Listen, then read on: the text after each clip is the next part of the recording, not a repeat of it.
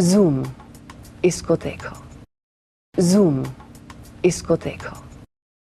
अब तक उनका चेहरा दर्शकों के बीच काफी मशहूर हो चुका था।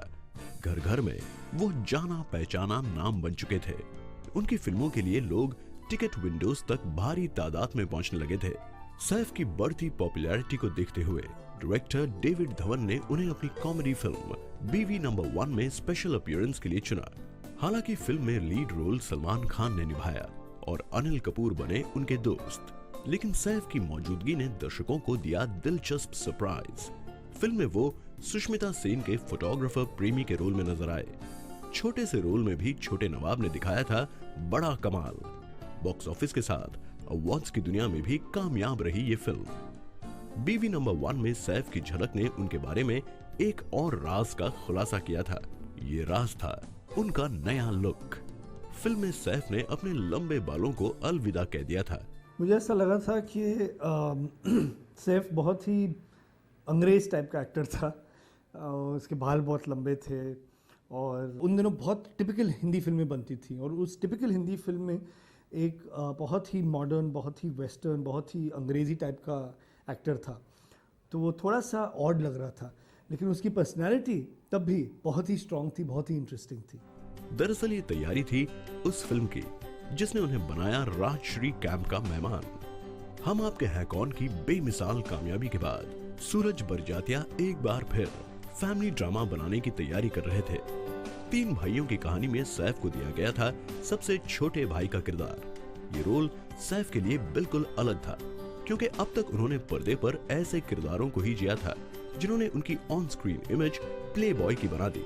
मगर इस रोल में सैफ को नजर आना था एक संस्कारी और आदर्शवादी यूथ के रूप में।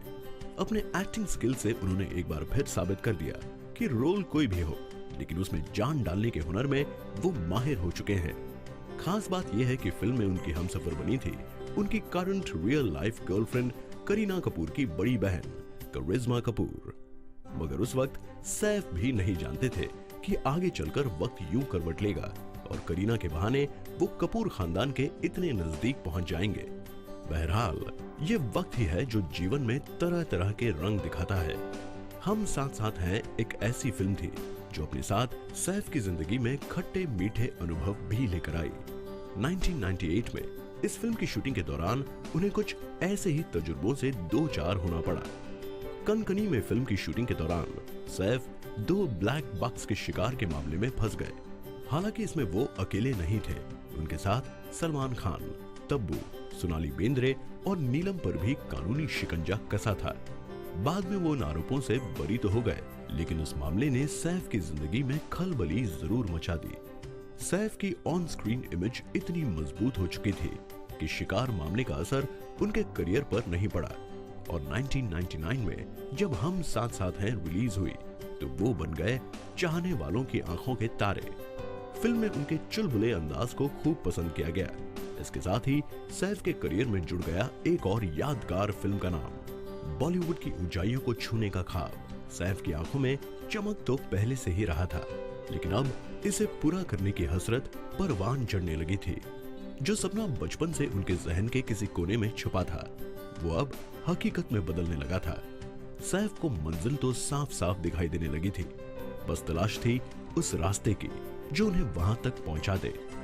निजी जिंदगी की मुश्किलों से जूझते हुए उन्होंने फिल्मी दुनिया में खुद को तराशने का सिलसिला जारी रखा और इसके लिए सैफ ने पूरी हिम्मत के साथ परंपराओं को तोड़ा। विशाल भारद्वाज, विनोद चोपड़ा, प्रदीप सरकार, उन्होंने कुछ सोचा होगा कि ये जो कलाकार है ये बहुत इंटरेस्टिंग है, उसे क्यों ना हम एक अलग रूप में देखें। और उन्होंने उसे एक अलग रूप में पेश किया और लोगों ने उसे एक्सेप्ट किया।